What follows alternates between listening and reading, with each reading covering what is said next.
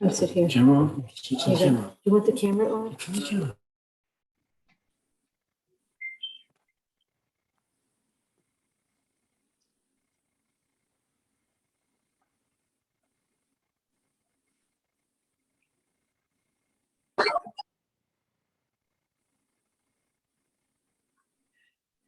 Hi, everyone. If you could just be patient for a moment, we have a lot of folks coming into the meeting and we'll get started in just a few moments.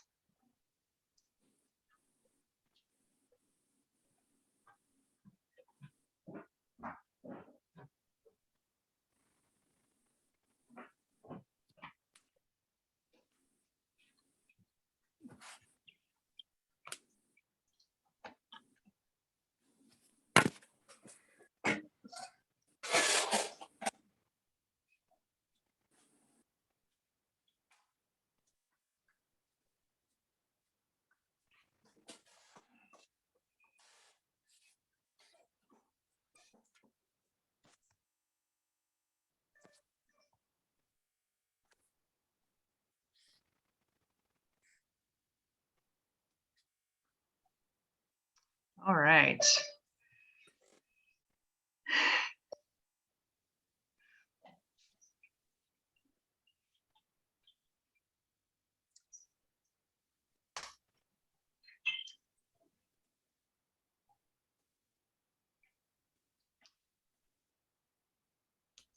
Sounds like you have a big group, Jen. We do. You're going to get great ratings. We have 226. It's All right. the biggest Cox and Coaches meeting ever. Just one moment, I'm going to do a few administrative items. And I have everybody muted right now, except for our chief referee, Rich Dugard. So just a few housekeeping items before we get started here. We're going to try to keep this to 35-40 minutes. Our board president will keep letting people in as they come in. So thank you, Ellen, for taking on that task. This is being recorded, so I just want to let everybody know that if you wanted to pass it along to your team or teammates or your competitors at a later time, you can. I will send out the recording of this shortly after we wrap up. I'm going to keep everybody on mute, but you have the ability to unmute yourself. So I would love if everybody just kind of held their questions, if you have any, until the end. You can also place them in the chat room, and that way when Rich and I kind of switch over, I can sit there and answer questions as well, okay? So thank you all for joining us tonight. This is a first, having a, we don't even typically have a coaches and coxswains meeting at the head of the Schuylkill. So it's kind of nice to get to see everyone before we get super tied down to our positions on race weekend. So thank you for joining us. I know you probably have a lot of questions and we want to get a good deal of information across to you. So with no further ado, I'm going to go over a few just kind of LOC type items, and then I'm going to turn it over to Rich Dugard, our chief referee, and he's going to go over some rules, some safety items, as well as typical race day logistics. Okay, so I'm going to just very quickly share my screen here, because I think that's probably the easiest way to do things. Kind of give you some visuals. Wait 1 second here. All right, so one thing I did want to just let everybody know, give everybody an overview. We have about 1,670 entries with 220 clubs. That's down about 20% of our typical year. So it's pretty much where we expected things to land this year due to the circumstances, and pretty much where events are right now. This regatta is dedicated in memory and celebration of Ted Nash. So you'll see a lot of Ted Nash around the regatta as you go to the awards tent, and you'll see our referees and volunteers also wearing things dedicated to Ted. There are health protocols, certainly that you'll want to pay attention to, or that everybody is well aware of. They are stricter than a lot of other protocols of regattas this fall, but being within the city and not wanting to have to go back and tell people at a later date that things need to be more stringent, we took the very conservative route, so we would be able to get our permit and get racing this fall. The course is shortened due to the lack of a safety wire. As many people know, we had lost a lot of the river's infrastructure during Hurricane Ida, and we are still in that rebuild mode. But the safety wire has been removed. It won't be up for some time, but we have other things in place to make that safe. But we wanted to shorten the course as well, to give us plenty of for error. There is no big festival tent this year, so if you are a constant at the HOSR, you will not see the big tent, and it will look a little different in that area. And that really has to do with our limited infrastructure. We will be staging everyone from the Three Angels. There won't be any overflow coming from the Canoe House area, where we typically have a number of trailers staged and folks leaving from those docks upriver. Not the case this year because of the loss of those docks upriver. So we have replaced the festival tent with more parking for trailers and the ability to kind of spread those trailers and have plenty of room to rig boats and whatnot up and down that area between Girard Avenue and the Columbia Bridge. And then just so everybody knows, there, and because you may hear rumors, there is a separate virtual race going on, and that'll go on through Sunday. It doesn't in any way mix with the on-site regatta. It's just a separate way for us to engage the rowing community. We found last year with our virtual regatta that folks really enjoyed it, and it was a way for people to connect with Philadelphia and the head of the Schuylkill without the ability of being here. So we continued that, and all of those proceeds go towards PCR, our Philadelphia Rowing Program. So just to kind of delve into the health and safety protocols very quickly, everybody's aware. We're asking all of our competitors and team personnel to be either fully vaccinated or provide a proof of negative test. You do not need, I should say, to provide the proof at all. You just need to sign the attestation form. And what we'd like is for all the team representatives that will be picking up registration packets to bring those forms to registration, and we will take them and we'll provide you with your registration packet. I've answered a number of individual questions about the attestation forms. So if you do have any, please reach out to info@hosr.org and I can help walk you through that. Okay. We are required to wear masks on site at all times, and most popular question I'd say of the month is, do we have to wear them while we are rowing? And we absolutely do not. That was kind of a city rule early on that was specifically made for rowers. So you do not have to wear this the mask while you're rowing, nor while you're sitting down, eating or drinking. And this is a regulation through the city of Philadelphia for events over 1,000 persons. Food trailers and team tents, except for providing shelter from elements, are not permitted. And this is really to allow for, again, the appropriate amount of trailer space and boat space that we need, and to keep people from congregating in large groups. We're discouraging spectators from coming. We are not going to be policing it. We are just putting it out there because we do not have the amenities that we would on a typical year to provide to spectators. We could not guarantee parking, and you know, all of the lovely things that we'd like to do for our spectators. We really had to focus all of our resources this year on getting the course and the site prepared for our competitors. So it was just really important to us to be able to focus on that. And as much as we regret not being able to have, families and teams, have their typical fall outings, we promised that, we'll get back to that in future years. It was just really important to get everybody back to racing in our eyes, and safely doing so. You can pass along that there is live streaming, and that they should check that out. It's on HOSR's YouTube page. There's day 1 and day 2, and you can also find the link on HOSR webpage. And I just say one last thing about the spectators.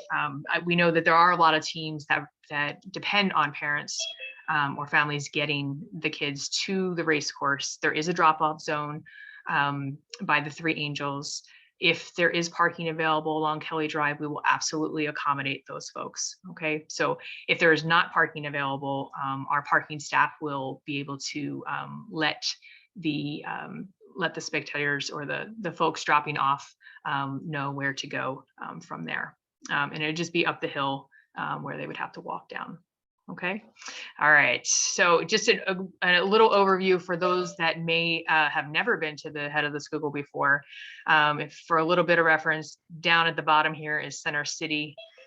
You'll be coming in from up the north area and down Kelly Drive. This is about, if you can see my arrow, this is about where Kelly Drive, I'm sorry, the barrier is. You can see our start line right up here, and travels down river to the finish, which will be a little bit shorter right about in this area. This map is from 2019. So it is, but it is accurate in the sense that we are using the same course as in past years. It's just shorter. Okay, so when you're traveling up to the start, you'll be leaving the Three Angels area, and you'll stay to the east side. The first 2 arches are available. Chief Rich will tell you about the marshaling up in this area.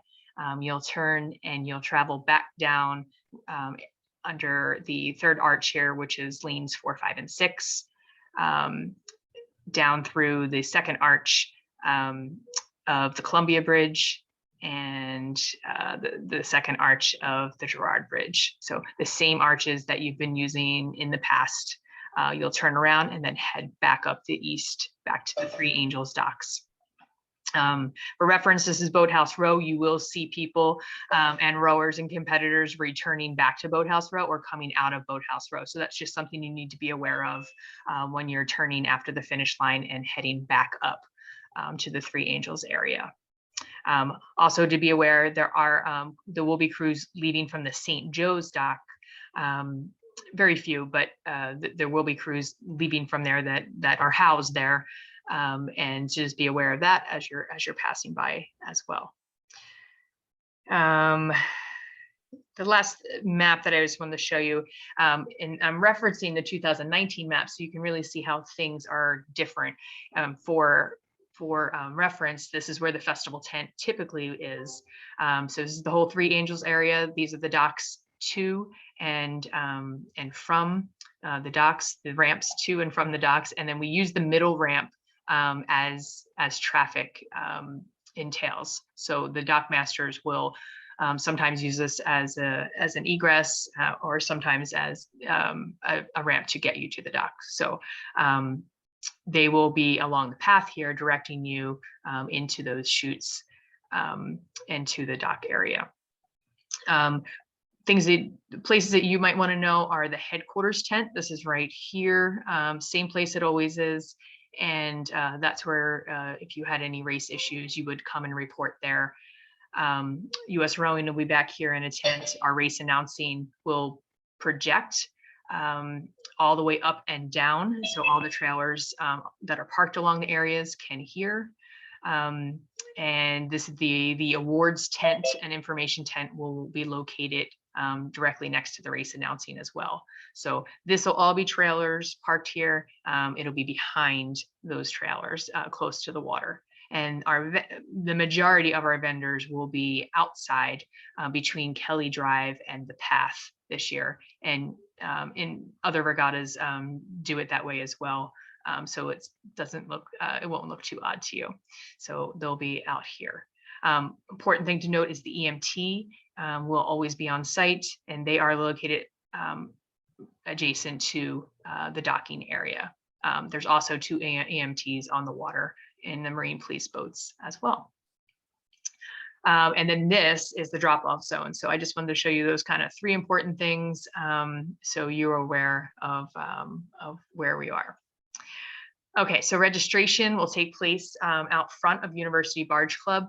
It's just a few boat clubs down from where Lloyd Hall was, if you've done registration there in the past.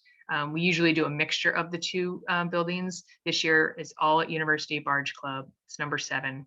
It will be open Friday. You'll see the times there, Saturday and Sunday.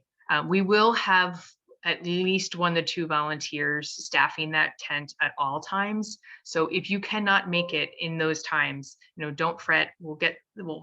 Someone there will be able to help you and get you your race packet. We just really ask you to try to get there during these times. But if you cannot, don't fret, we'll get you your race packet. That's also where you would weigh in. So we're asking that just 1 representative come to the registration tent if possible, except for those that are weighing in.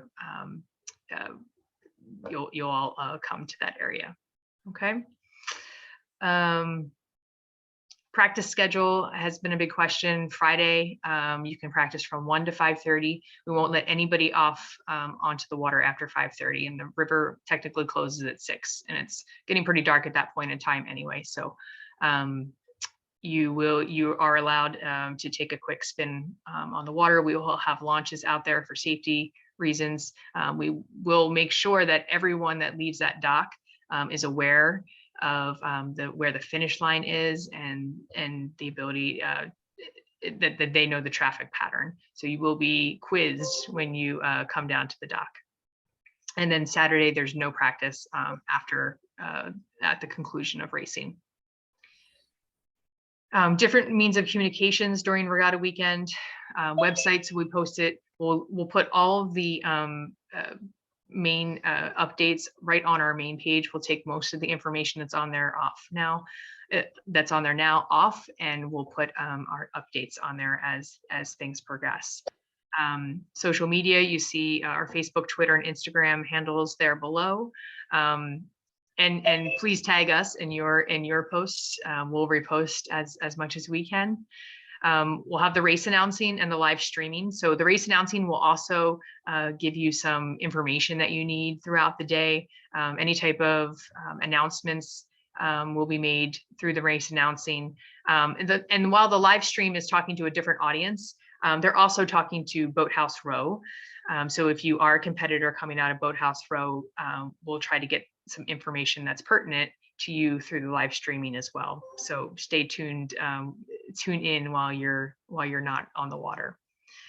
Any type of emergencies or major changes, we have the ability to text message the registrants. That'll come through Regatta Central system. So only those that registered boats will receive those text messages. They're the only phone numbers that we have. So you want to make sure that those persons that registered the boats know that those would be forthcoming to their phones, okay?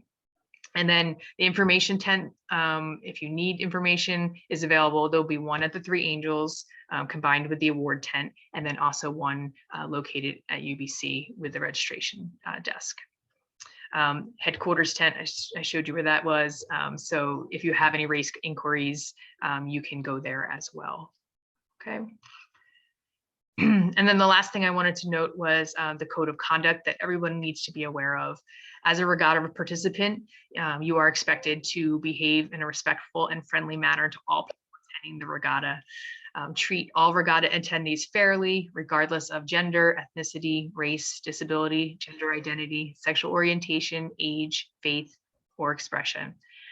And we as a community in Philadelphia want this to be a very welcoming place to be. And and we want people to come back to Philadelphia, and we want people to know that we take this seriously.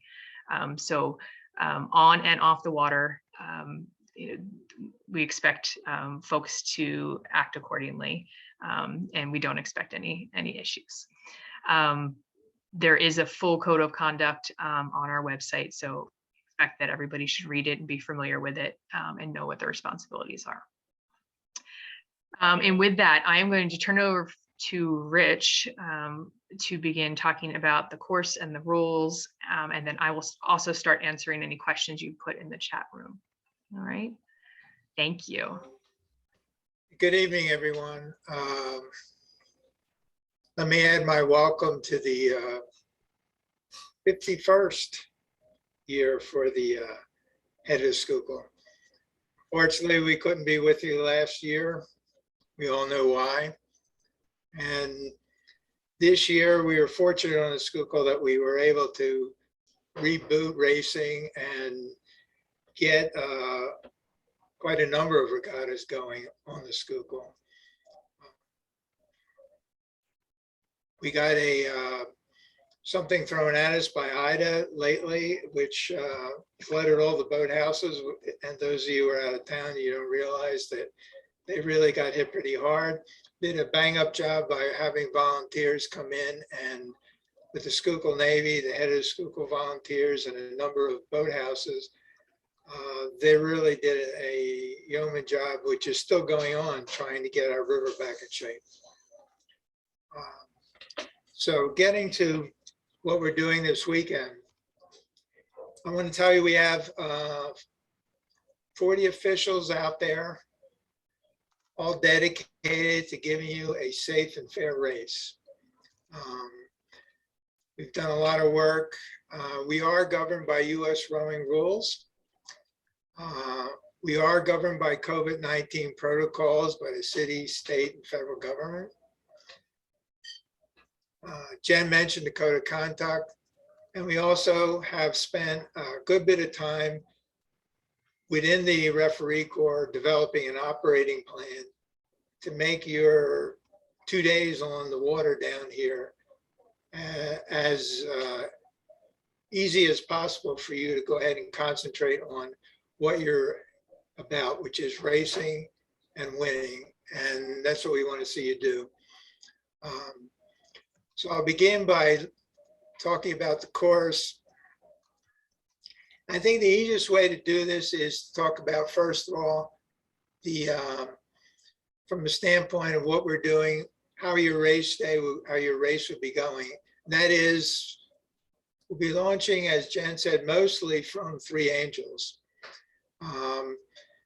There is a fair amount of boats, and we're going to have some fair amount of traffic both on and off the docks. So we ask your cooperation in whatever you do to listen to the dock masters, have enough hands on the dock to get you on and off quickly. When you get quickly down to the dock, I'm going to tell you, safety checks are going to be made, but they're going to be visual. We're going to be looking for bow balls, foot stretchers secured, and your bow number firmly placed on the front of the boat. Now, if there's something that we need to follow up on, we're going to ask either a member of the crew or the coxswain to be able to put hands on and to deal with that at that time. So we really won't have anybody from the dock touching the boat. Now, going off, as you know, we're going to be running in numerical order. So we ask that whenever you see a higher number, you will go to the back of the area, and lower numbers will be given the right of way to move up front, launch first. And that'll be happening all the way up the east side to the marshing area. The traffic pattern will be close to the east side. That's Kelly Drive side. That's the same side you'll be launching from. And there'll be marshals all along that area, all the way up into the marshalling area, which is above the 2,000 meter mark. You're starting from 1,900 meters, so you have 100 meters above the start line and beyond, which will be marked by big orange buoys, and there'll be plenty of marshals giving you direction up there. You're going to be asked to stay as close as you can to bow number order, and you're going to be asked to go with an odd and even separation. Odd numbers will be going down the west side. Basically, it's about the around number 5, and even numbers will be going down through number 4.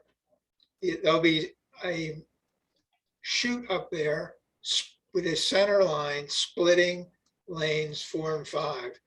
So again, bow numbers with an odd ending will go down number 5, and even numbers number 4. They'll be all the way down the race course. There is a buoy line. You'll be going down with the buoy line always on your port side. Travel lane will be coming up on the other side, so you have to be watched, be careful, both going up to the start and racing, not to cross that buoy line. Launching, you're going to have to pay attention. You have to be in the launch area about 10 minutes before the race time.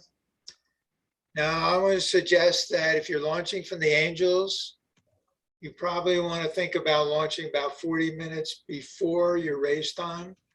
And if you're launching from Boathouse Row, it takes a little longer, and depending on the flow, which you're going to be fighting coming down the river, you should launch between 45 and 50 minutes. Keep an eye on that. Boathouse Row crews generally have a good idea how much time it takes to get up to that 2,000 meter start, but you're going to have to pay attention. If the flow rate increases significantly, you're going to have to spend that much more time getting up to the start. Let me see what else I've got on my list here. As I said, side-by-side racing, when you get up towards the marshalling area, you're going to be separated with odd numbers on the east side, even numbers on the west side. So if I've got my marshalling correct, you'll be going up so you can both be turning simultaneously into the chute.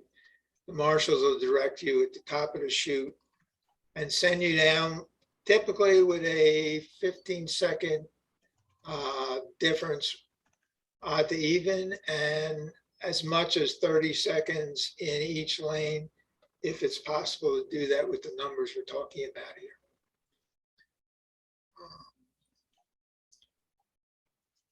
Let's see. If you get to the start late,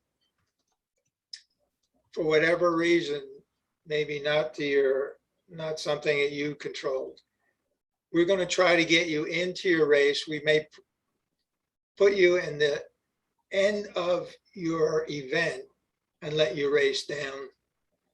If you miss your race entirely, it's going to be at the starter's discretion whether they can race you or not safely.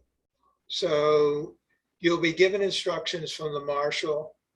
You must tell the marshal what event you're in so that there's no confusion about that. And then you're going to have to listen and wait for the decision of the starter whether you can race down for a following event. If we have time between races, we're going to let you race. If it's a safety issue where we can't, we're going to have to deal with that at that time. Your best bet is to be there 10 minutes ahead of time, be ready to race when you get up there. You should have your equipment all in order and Any issues you should, with equipment, you should take care of on land on the dock before you get out there. The racing will start at 1900 meters. When you come down the chute, you should be at full pressure. And when you hit 1900 meters, as you approach, you'll be hear the starter say, ready, go. May also call your bound number. So you might hear a start signal like bound 183, ready, go. The start will be marked by buoys, and you'll see a different color buoy line at the start from 1900 on. But again, you're coming down the chute. Don't stop on the buoy line at the start. You're going to do yourself a great disservice if you do that. You're going to have to come at full pressure all the way down. If there's any issue with regard to safety at the start, something about your boat, anything at all, you let the marshal know. The marshal will pull you aside off the race course and you'll be able to deal with it then. As I said, there's a continuous line of buoys all the way down the race course. When you get to the finish will also be marked by buoys. And each of the bridge abutments will be marked by large orange buoys as well. So you'll be able to see which arches you'll be going through. But make yourself familiar with the race course ahead of time so you'll be comfortable as you go down the race course and not have to worry about that. When you get down to the finish,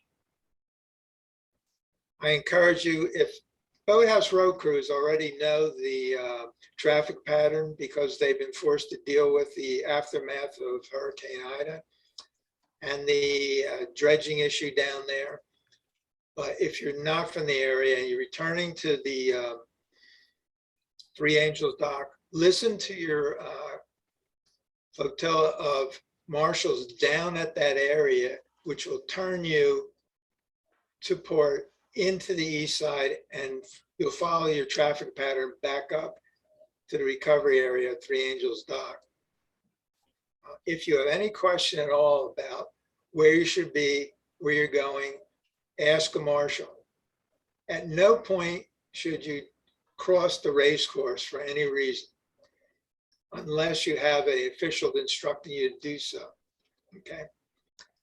So I don't think that's anything new in head racing, but you should know, keep that in mind, make sure all your crews are well informed with that.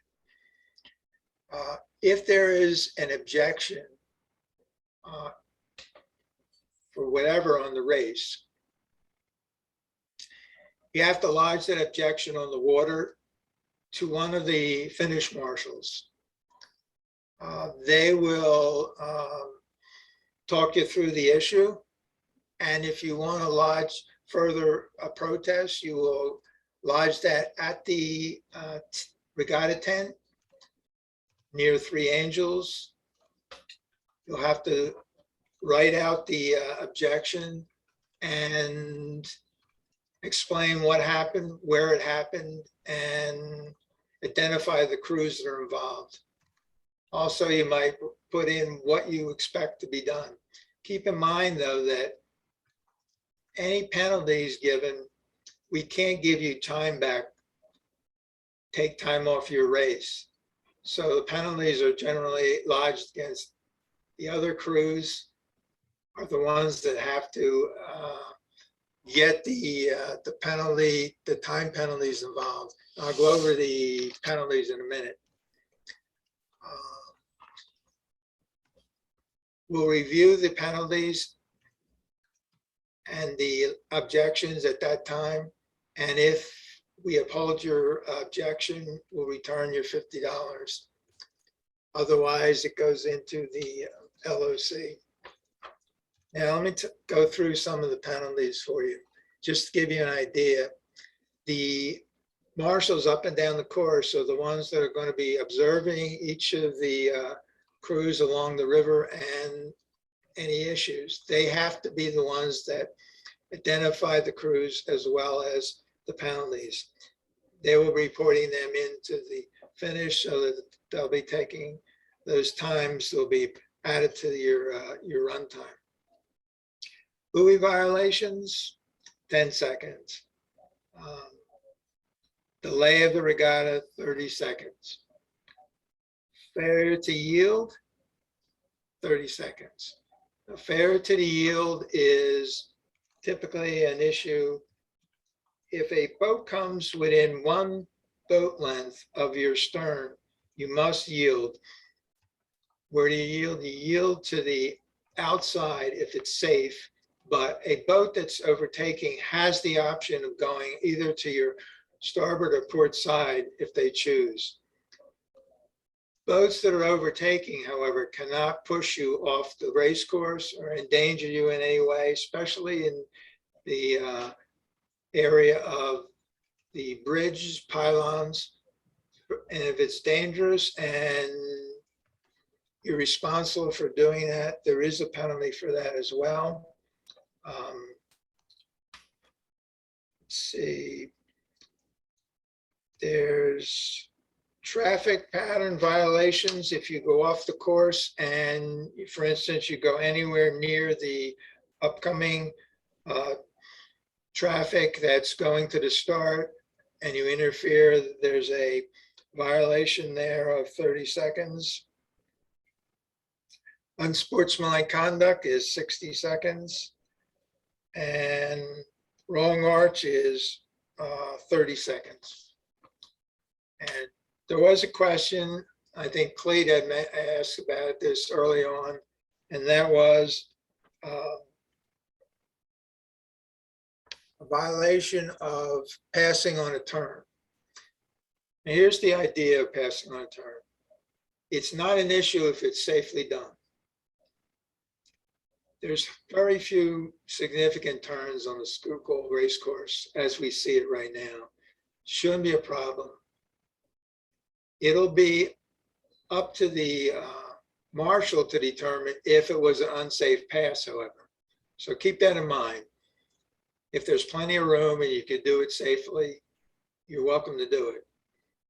And if there's an issue and you have if your crew has an issue whether they can do it safely or not, then I would suggest that they wait until they can find a safer place to pass.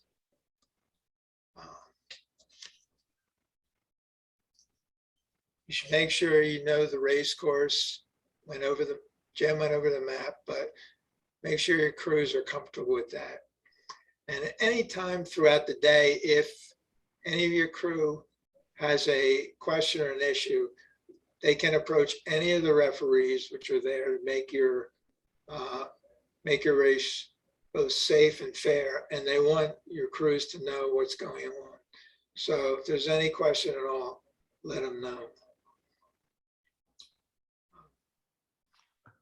We have an excellent crew of referees, and one of them I see is with us, Tony Denofa, and Tony is in charge of the marshaling area, particularly up the top. Tony, do you have anything to add to marshaling at the top? You can unmute if you want. Yeah, thanks, Rich. Thank you. Thanks, Jen. Thanks, Rich. Yeah, so what we'll do up there is, as you get to Strawberry Bridge in lane 0, we'll hold the higher bow numbers and get the lower bow numbers passed, because we're going to stay, we'll be watching the events. We're seeing how they're going. If you do get up there early, we're going to ask you to move over to Kelly Drive. We're going to let lower bow numbers go by, and then we'll feed you back in after they go through. And what happens as you start going up from the 1500, 1700, 1800 on the Kelly Drive side, the other marshals, and I'm going to have 7 of them, all from the chute around the curve and all the way down towards Strawberry. So they'll be doing, little fixing as you're coming up, if you're still out of order. But at certain times we may do a double boat turn around the curve. And that's what Rich was alluding to earlier. And the way we do that is the odd bow number will stay closer to Kelly Drive, the even bow number will be inside of that. So as we do a 2-boat turn, if we have to, you'll come around so that when you're on the west side coming down in towards the chute, your lane 5 for odd bow number will be set, and the even bow number lane 4 will be set. And again, I saw a chat thing go by. We are using lanes 4 for even bow numbers, 5 for odd bow numbers. So hopefully, we'll facilitate all that happening, at least from Strawberry up and around the 1900 to 2000, all on the east side, and then around the curve and down into the chute. Again, we're seeing probably average times of 15 seconds per lane. Some could be a little longer, depends on number of entries in the event and what's the start time of the next event. Some may be 30 seconds per lane. We'll determine things, as the day's going. If we move faster or stay, 20 seconds, 30 seconds, we'll see how that goes up there. We'll stay on top of it. Thank you, Rich. Thanks, Jen. Thank you, Tony. That was great. Thanks, Tony. I want Rich. to leave you one last thing, though, before I turn it back to Jen. Remember, this is a river. It's out of our control. It's controlled by nature. So if we get rain, if there's flows that increase, we monitor that constantly, make sure that you have a safe river to row on. And if there's any issues or any communication, you'll be notified immediately and we'll deal with it at that time. But rest assured, we've had to deal with this river for a long time. So we are familiar with the ways of the river and we want you to be safe. So if you're given instructions in a emergency situation, just ask your crews to follow the instructions of the referees on the water. We have at least 20 referees on the water, which are a good number. So we could be able to communicate with everybody very quickly. And we're going to have to ask for a response very quickly if it becomes an issue. So thank you in advance for thinking about that and doing that. There's nothing else, Jen? If you could. Rich, there was one more question. I think that we addressed the lanes question. There's a question about what constitutes crossing the buoy line, the hull crossing the buoy line or the oars. Right. The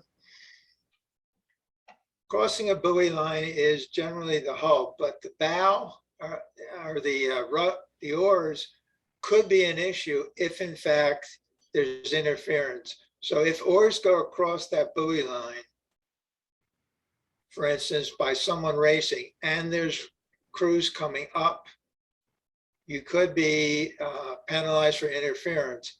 And interference can be applied whether you're racing or not. So keep that in mind. As you're going up to the start, you want to stay away from that buoy line and not cross it with your oars or your hull at all. That makes sense. Major issue is safety, and anytime they get, with all this traffic on the river, we've got a lot of boats going both ways. So keep that in mind. You are responsible for your own boats. And so I would shy away from anywhere near that buoy line. There is enough room on the river to be able to both race and go up to the start easily. So. Great. Thanks for clarifying that, Rich. And I just wanted to throw this up there. These are on the website. These, again, are older aerials. So not paying too much attention to the yellow and orange lines, but in general, so you can see the site of line from the starting line is actually up about 100 meters downstream from where it's noted here. But you can see going through the third arch, lanes 4, 5, and 6 as you're coming down and around there. I also just wanted to point out one other picture. I'm going to see, does the picture change when I did that? Are you at Columbia now or no? Yeah. Okay. So just around Columbia here, just please just pass along to your coxswains as and your bow members that to keep this turn tight. As crews are coming downriver, you need to make sure you're making this turn to go upriver. And what I do want to point out here is that just in between lanes 1 and 2, I should say arches 1 and 2, there is some debris that's stuck here on the upside of this arch. We're going to have it buoyed with balls, but when you're coming down river, down the race course, that just be aware that is there, so you're not kind of trying to take that turn too tight. So it will be buoyed there. You'll see the balls, but I just want to really point that out to folks. It's really the only major debris that we weren't able to facilitate movement of prior to the regatta. And someone did ask about the buoy balls. The 3-ball method will be there for you to make that turn. All right, so there are aerials of the entire course on the website under the competitor menu dropdown. Again, the lines are from earlier race years, but we're using the same course. It just may not be that all of the buoy lines are actively there. So with that,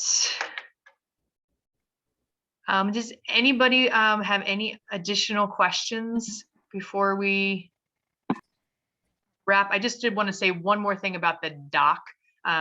We just keep in mind and remind your crews that these are all volunteers working on the docks, and they're there for long hours, and they're saying and repeating the same things over and over again. And I'm sure that many of you have worked docks in the past. It can be a wonderful job at the regatta, but it's also very demanding. And so they all do keep a sense of humor all day long. Just try to keep the flow on the docks as much as possible. If they're telling you to move along, please do so. Try to keep in your registration packets, in the general rules and safety procedures in the registration packet, it'll tell you no more than 1 team personnel on the dock with the crew. Try to abide by that as much as possible. You need 2 people to carry the oars up in a jiffy manner, that's great. But do your best on the docks to kind of keep things moving along as much as possible, and be kind to one another. Ellen Carver is on our board president. I'm so happy to see lots of faces on tonight, a lot of our referees. So thank you for joining us. Ellen, would you like to say a few words to wrap up this evening? I just want to say thank you to everyone for participating in the regatta this year. We're excited to have everyone back. We're thrilled to be able to start afresh. I see a lot of old friends on this call. I think it's something that we will continue to do every year, because it's great to have a pre-regatta meeting and have a chance to answer your questions. There are volunteers, more than 150, 200 volunteers who will be available this weekend. Feel free to ask any questions you have. Enjoy the weekend. I hope you have a safe and great race, and we thank you. Okay, Rich, any final words? Just be safe out there and keep your eyes open, because we have a lot of traffic this weekend. So control your own boats, that's all. All right, we expect a great weekend of racing. Have fun, everyone. It's so good to see you back on the Schuylkill River. We know it's been some challenging times, in this community, perseveres and is resilient, and keeps coming back for more, right? It's what we're all about. So enjoy yourself, safe travels, and we will see you soon. Thank you. Good evening, everyone.